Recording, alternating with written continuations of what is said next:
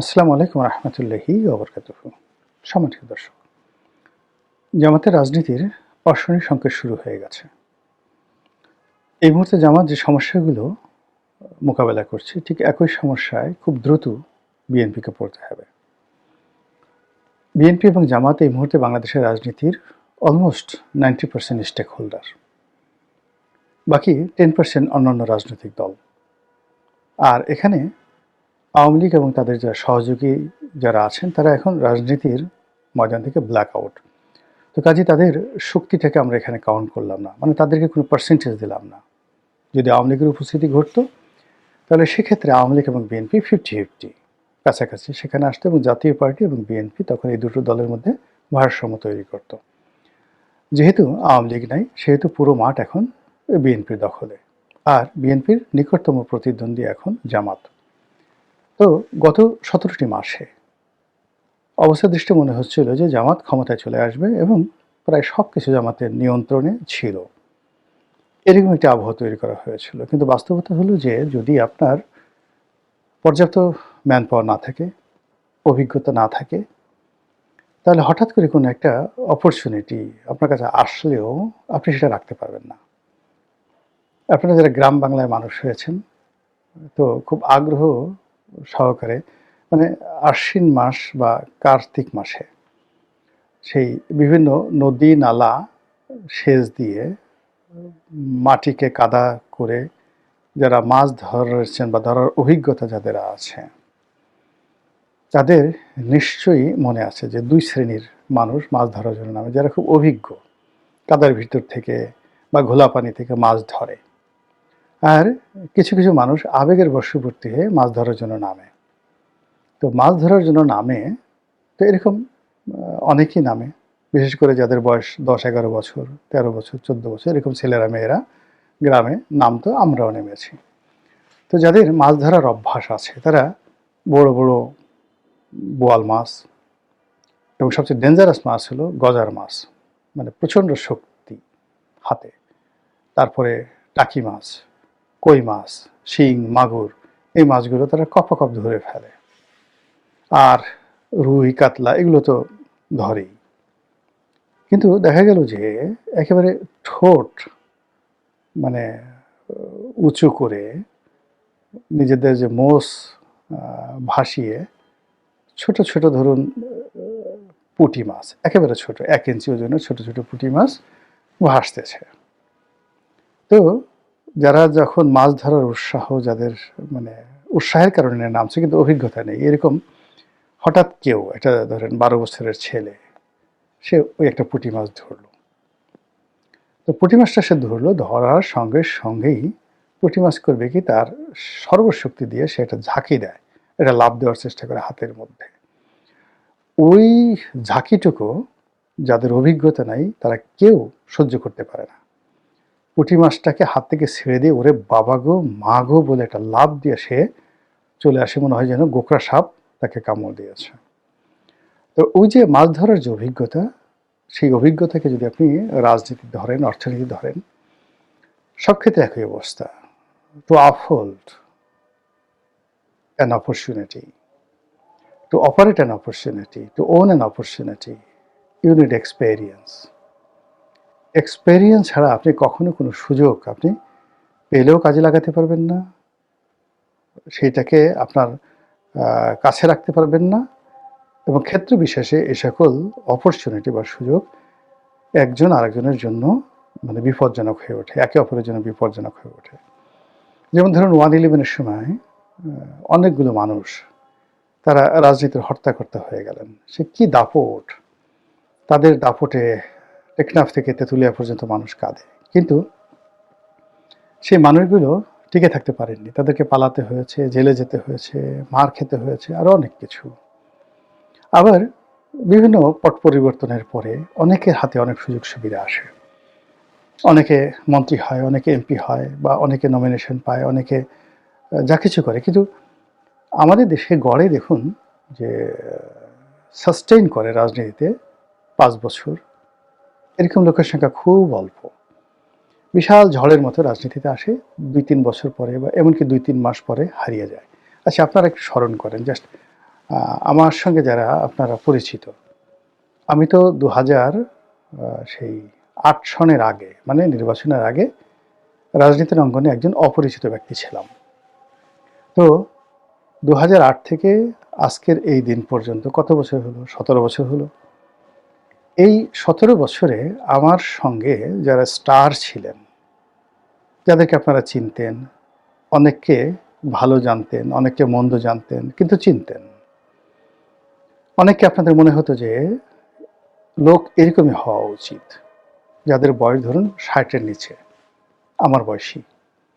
এরকম যদি ৫০ জন লোক ২০০৯ থেকে এই পর্যন্ত বিএনপি, আওয়ামী লীগ, জামাত যাদেরকে আপনি চিনে থাকেন, এখন আপনি আজকের দিনে ২০২৬ সনে এসে দেখেন তো তাদের কয়জন দৃশ্যপটে আছে, কয়জন জেলে আছে, কয়জন পালিয়ে আছে, কয়জন কথা বলছে, কয়জনের ঘরে চাল আছে, কয়জনের ঘরে ডাল আছে, আর কয়জন দুর্নীতি দমন কমিশন থেকে শুরু করে বিভিন্ন দপ্তরে মামলা মোকদ্দমার ঝক্কি ছাড়া সৎ ন্যায়নিষ্ঠভাবে এখনও আপনাদের সামনে সুন্দরভাবে কথা বলতে পারছেন, ঘুরতে পারছেন, সুস্থ অবস্থায় জীবনযাপন করতে পারছেন এবং সচ্ছল আছেন। এর অর্থ যে সুযোগ অনেকের জীবনে আসে, কিন্তু খুব অল্প সংখ্যক মানুষ সুযোগ কাজে লাগাতে পারে। সুযোগ অনেক মানুষের জীবনে আসে, কিন্তু খুব হাতে গোনা কয়েকজন মানুষ মনে করে যে এই সুযোগটি আমার গ্রহণ করা উচিত নয়। এদের সংখ্যা লাখে একজন। সবাই সুযোগ আসার আগে জিহ্বাটা বের করে থাকে কখন সুযোগটা তার কাছে আসবে। থার্ডলি হলো যে বেশিরভাগ মানুষ হাতে গোনা ২-১ জন ছাড়া ক্ষমতা দেখলেই মানে তাদের কাছে যেতে হবে, ক্ষমতার যারা ক্ষমতাধর লোকজন যারা আছে তাদের পা চাটতে হবে, তাদের কাছে মাথা নোয়াতে হবে। আওয়ামী লীগ জমানাতে বিশাল একটা শ্রেণী ছিল, তো সেই শ্রেণীর যারা চাটতেন, পা চাটতেন, দালালি করতেন, তারা নেই। আর ওই সময়টাতে অন্য যে দালাল গোষ্ঠীটি তারাও কিন্তু আওয়ামী লীগের কাছে যেতে চাইতো, কিন্তু ওই যে তাদের যারা প্রতিদ্বন্দ্বী দালাল গ্রুপ আছে তাদের কারণে তারা শেখ হাসিনার কাছাকাছি ভিড়তে পারেননি।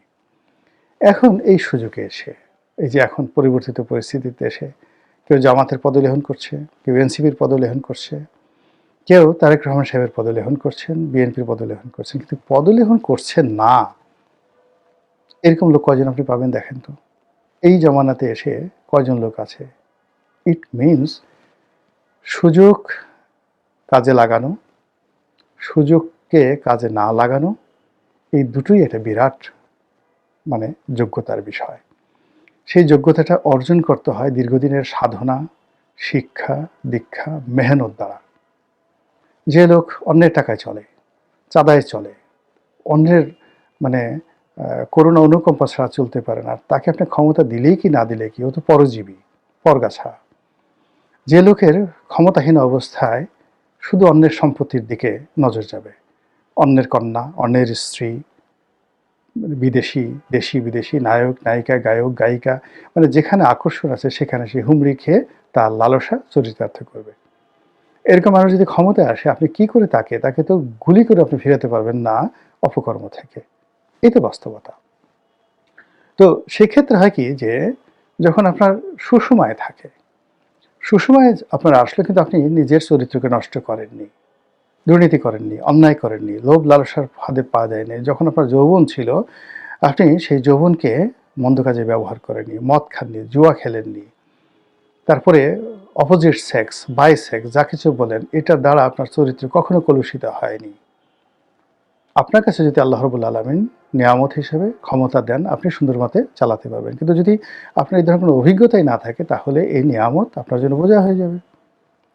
সেই দিক থেকে গত ১৭ মাসে যে লোকগুলোর হাতে ক্ষমতা এসছে, সুযোগ আসছে, দায়িত্ব আসছে, কর্তব্য আসছে, তারা এই ধরনের দায়িত্ব কর্তব্য কখনো পালন করেননি। আর এই ধরনের দায়িত্ব কর্তব্য পালন করার জন্য যে ক্যাটাগরির যোগ্যতা এবং হিউম্যান কোয়ালিটি যেটাকে বলা হয়, মানবিক যোগ্যতা লাগে, সেটা না থাকার কারণে কী হলো, যাদেরকে যে দায়িত্বেই বসানো হয়েছে তারা সেখানে বসে রাষ্ট্রের সর্বনাশ করেছে, জনগণের সর্বনাশ করেছে। এমনকি কেউ যদি কোনো দলের প্রতিনিধিত্ব করেন, তাহলে সেই দলের সর্বনাশ করেছে। তো সেই অর্থে জামাত মানে যখন সেই গত 17 মাস আগে এই রাষ্ট্র ক্ষমতা পরিবর্তনের প্রথম স্টেক হোল্ডার বা প্রথম সুবিধাভোগী হিসেবে তারা শীর্ষ পর্যায়ে রইল, তারাই আন্দোলনের মাস্টার মাইন্ড, তারাই A team, B team, C team এগুলো তৈরি করে বিভিন্নভাবে রাষ্ট্র ক্ষমতাকে কুক্ষিগত করে রাখলো। কিন্তু কি হলো, যেহেতু তাদের রাষ্ট্র চালানোর সেই অভিজ্ঞতা নাই, ফলে জামাত, এনসিপি, ডক্টর মোহাম্মদ ইউনূসের যে কম্বাইন্ড যে প্রজেক্টটি আছে, সেই প্রজেক্টটি জনগণের দৃষ্টি আকর্ষণ করলো না, জনগণকে কোনো ভালো বার্তা দিল না, জনগণের জীবনে স্বস্তি আনলো না, রাষ্ট্রকে শক্তিশালী করার পরিবর্তে দুর্বল করে দিল এবং রাষ্ট্রের অনেক বদনাম হয়ে পড়ল। এর ফলে আপনি এখন দেখবেন জামাতের টুটা শব্দ নেই, রা শব্দ নেই। তারা আগে যেখানে হাত দিলে স্বর্ণ ফলতো, এখন যেখানে হাত দেয় সঙ্গে সঙ্গে সেখানে ছাই হয়ে যায়, সোনাও যদি থাকে ছাই হয়ে যায়। তারা এমিরেট প্রতিষ্ঠা করবে, খেলাফত প্রতিষ্ঠা করবে, এটা তো দূরের কথা। তারা ইসলামী দলগুলোর মধ্যে যে ঐক্য, মানে বিধর্মীদেরকে আনবে, যারা নামাজ কালাম পড়ে না তাদেরকে নামাজ কালাম পড়াবে, কোরআনের আইন বাস্তবায়ন করবে, এগুলো তো অনেক পরের ব্যাপার। যারা ইসলামে বিশ্বাস করে, ইসলাম ধর্মের অনুসারী এবং সেই ধর্মভিত্তিক রাজনীতি দল করে, তারাই তো তারা এক টেবিলে বসতে পারছে না। না পারার কারণে কি হচ্ছে, এখন এই মুহূর্তে আমাদের রাজনীতির যে প্রতিটি বাঁক, সেটি জামাতের জন্য ডেঞ্জারাস হয়ে পড়েছে।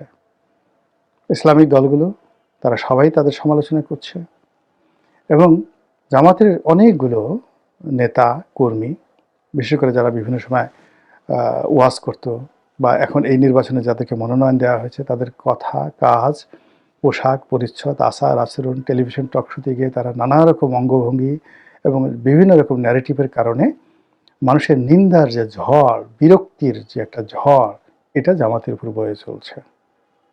এর সঙ্গে সঙ্গে রাষ্ট্র ক্ষমতা বা সরকারি ক্ষমতার যে একটা দাপট তাদের ছিল, এই রশিটা ঢিল হয়ে গেছে। অতিরিক্ত দেশের প্রধান রাজনৈতিক দল বিএনপি জামাতকে এখন শ্রেণীর শত্রু মনে করছে এবং জামাতকে দমন করার জন্য তারা দরকার হলে আওয়ামী লীগের সঙ্গে সমঝোতা করবে, ভারতের সঙ্গে সমঝোতা করবে, কিছু জামাতকে এগোতে দেবে না। কাজেই জামাত কোন অবস্থার মধ্যে আছে, কতটা অসংগী সংকেতের মধ্যে আছে, এটা আপনারা যতটা না দেখছেন, বুঝছেন, তার সাথে অনেক অনেক বেশি জামাতের নেতৃবৃন্দ বুঝতে পারছেন। এবার বিএনপি সম্পর্কে আসি। যে সমস্যা জামাতের হয়েছে, ঠিক সেম সমস্যা বিএনপির হবে আরও ব্যাপক। এর কারণ হলো, জামাত যদি 5% to 6% ভোটের অধিকারী হয়ে থাকে, বিএনপি তো 35% ভোটের অধিকারী। ফলে এই 35% লোকদেরকে একীভূত রাখা, তাদের কাছে সেই রাষ্ট্রীয় সুযোগ সুবিধা পৌঁছে দেওয়া, অথবা চাঁদাবাজি, দুর্নীতি, অনিয়ম, অব্যবস্থাপনা থেকে এই বিরাট জনগোষ্ঠীকে, মানে 35% অফ দেয়ার সাপোর্টার, তাদেরকে নিবৃত রাখা, এটি তাদের জন্য রীতিমতো ওয়াটারলু যুদ্ধের মতো নির্মম, নিষ্ঠুর। এবং এই কাজটি জনাব তারেক রহমান সাহেবকে করতে হবে এবং এটা করার জন্য তার এখনও পর্যন্ত গুছিয়ে ওঠা হয়নি। তিনি সবেমাত্র 17 বছর পরে বাংলাদেশে এলেন। প্রকৃতি, পরিবেশ, আবহাওয়া বোঝার আগেই অনেকে তাকে, মানে চাটার দল যারা আছে, তারা চাটতে চাটতে তাকে মহামানব বানিয়ে ফেলেছে। তিনি দাঁড়ালে ভদ্রতার একটা নতুন নজির স্থাপিত হয়। তিনি কান্নার জন্য চোখ মুছলে মনে হয় যে আকাশ ফেটে পড়েছে কান্নায়, সারা জাতির কান্না করা উচিত তারেক রহমান সাহেবের কান্নায়। এই যে জিনিসগুলো তিনি তার পরিবার নিয়ে, সন্তান নিয়ে, এমনকি তার বিড়ালটাকে নিয়ে, এই যে লোকজন যে অতিরিক্ত আধিক্ষেতা দেখাচ্ছে, এই আধিক্ষেতার ফলে বিএনপি সম্পর্কে সাধারণ আমজনতা, এমনকি তাদের যারা নেতাকর্মী রয়েছেন, তাদের মধ্যে ক্রমশ বিরক্তি বাড়ছে।